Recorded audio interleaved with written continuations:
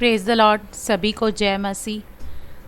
Thank you so much आपके प्यार के लिए, और आप सभी वीडियोस देख रहे हैं, कमेंट्स कर रहे हैं। मैं तहे दिल से आप सभी का धन्यवाद करती हूँ, और सारी महिमा मैं प्रभु को देती हूँ हर एक वीडियो के लिए, हर एक रिवलेशन के लिए। और आज के मनन के लिए जैसे कि मैं छोटा सा वचन आपके बीच में लेकर आती रहूँगी, तो आप बने रहिएगा। अगर आपने चैनल को लाइक नहीं किया है, सब्सक्राइब नहीं किया है, तो लाइक करें, सब्सक्राइब करें, ताकि आपको सबसे पहले नोटिफिकेशन मिले मेरे नए वीडियो की। तो आज के मनन के लिए हम निकालेंगे पहला तीमुथियुस 4:8। पहला तीमुथियुस 4:8 कहता है, क्योंकि देह की साधना से कम लाभ होता है। हालेलुया। देह की साधना। आज हम चारों ओर देख रहे हैं कि लोग अपने शरीरों को सजा रहे हैं, उस पर मन लगा रहे हैं, उसे अच्छा खिला रहे हैं, पिला रहे हैं, संवार रहे हैं। आज हम रोज़ मैं देखती हूँ एक नया ब्यूटी पार्लर खुलता है, एक नया सलून खुल जाता है, स्पा। बहुत सारे लोग हेल्थ कॉन्शियस हो गए हैं और अपने शरीर को संभाल रहे हैं, तंदुरुस्त बना रहे हैं, पालन पोषण कर रहे हैं। बहुत अच्छी बात है, और ये बिब्लिकल भी है, क्योंकि प्रभु ने कहा कि ये तुम्हारी देह जो है ये पवित्र आत्मा का मंदिर है, और परमेश्वर का आत्मा इसमें वास करता है। जो कोई इसे नष्ट करेगा, परमेश्वर उसे नष्ट करेगा। यानी कि इसे संभालना और इसका पालन पोषण करना हमारी जिम्मेदारी है। लेकिन आज प्रॉब्लम क्या हो गई है कि कई लोग सिर्फ इसी बात पर फोकस कर रहे हैं। सुबह उठते हैं, ये सोचते हैं कि हम कैसे अपनी देह को और अच्छा बनाएं, उसे क्या खिलाएं पिलाएं, हम ऐसा क्या करें कि हम और खूबसूरत बने। जो हमारा फोकस है वो आत्मिक बातों से हटकर पूर्ण रीति से आज शैतान ने इस कदर अपना जाल बिछा कर रखा है कि हर एक इंसान अपने शरीर के पीछे लगा हुआ है। लेकिन प्रभु का वचन कहता है कि देह की साधना से कम लाभ होता है।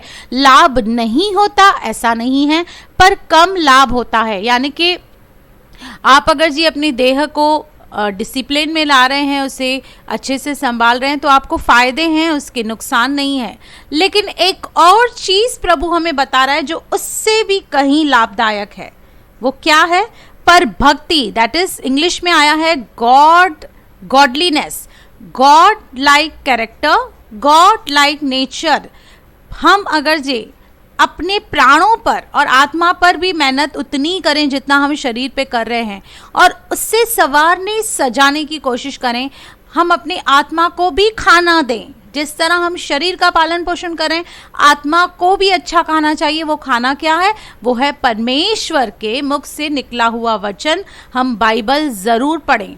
हम अपने शरीर की चिंता कर रहे हैं, पर कहीं ना कहीं हम अपने आत्मा और प्राण को इग्नोर कर रहे हैं, जबकि हमें अपनी आत्मा और प्राण पर ज़्यादा फोकस करना चाहिए। इस अंतिम दिनों में भक्ति की साधना कर। हालेलुया। यहाँ पर वो कह रहा है कि क्योंकि देह की साधना से कम लाभ होता है, पर क्योंकि भक्ति सब बातों के लिए लाभदायक है, क्योंकि इस समय के और आने वाले जीवन की भी प्रतिज्ञा इसी के लिए है। क्योंकि ये शरीर तो आपको पता है मिट्टी से आया है और मिट्टी में नष्ट हो जाएगा, लेकिन आत्मा और प्राण ही है जो अनंत जीवन में जाएंगे। इसीलिए हमें ये बरस भर कोशिश करनी है कि हम परमेश्वर की तरह सोचें, परमेश्वर की तरह देखें और परमेश्वर की तरह बने। हालेलुया।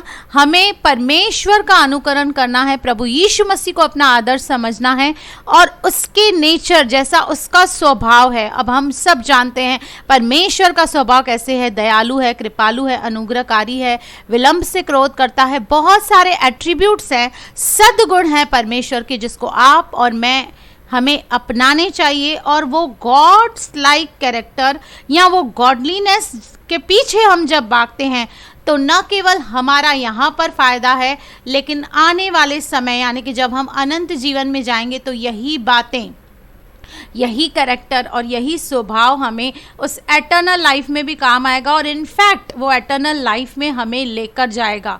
तो आप अपने शरीर का पालन पोषण करें, मुझे कोई दिक्कत नहीं है, क्योंकि मैं भी करती हूँ, मैं भी वॉक पे जाती हूँ, मैं भी कोशिश करके ऐसी चीज़ें खाती हूँ जो हार्मफुल नहीं है। बहुत अच्छी बात है।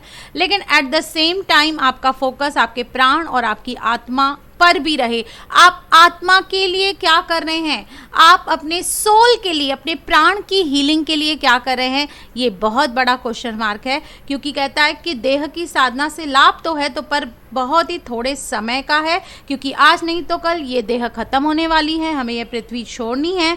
लेकिन गॉडलीनेस जो है, गॉड्स लाइक कैरेक्टर जो है, वो ज़िंदगी के साथ भी और ज़िंदगी के बाद भी हमें काम आने वाला है। तो क्यों ना हम अपने प्राणों और अपने आत्मा की चिंता करें और हम उसे वचन खिलाएं, हम प्रार्थना करें, हम उसे संवारें, हम कलीसिया जाएं, हम प्रभु बोझ लें, ताकि इन सारी बातों से हमारी आत्मा मजबूत हो। और जब आत्मा मजबूत होती है तो वो हमारे शरीर को कंट्रोल करती है, क्योंकि आप ये जानते हैं कि शरीर और आत्मा दोनों एक दूसरे के विरोधी हैं। तो अगर हम आत्मा और प्राण को फीड करते हैं तो वो दोनों स्ट्रांग होकर हमारे शरीर को कंट्रोल कर सकते हैं। पर सिर्फ हम शारीरिक बातों में ही लगे रहेंगे तो फिर शरीर जो है हमारा, वो आत्मा और प्राण को बुझा देगा और हम पूरा दिन खाली शारीरिक बातों में, शारीरिक चीज़ों में लिप्त रहेंगे, संसारिक चीज़ों में लिप्त रहेंगे, जो परमेश्वर के वचन के खिलाफ है। प्रभु आपको बहुत आशीष करे। God bless you. Amen, amen.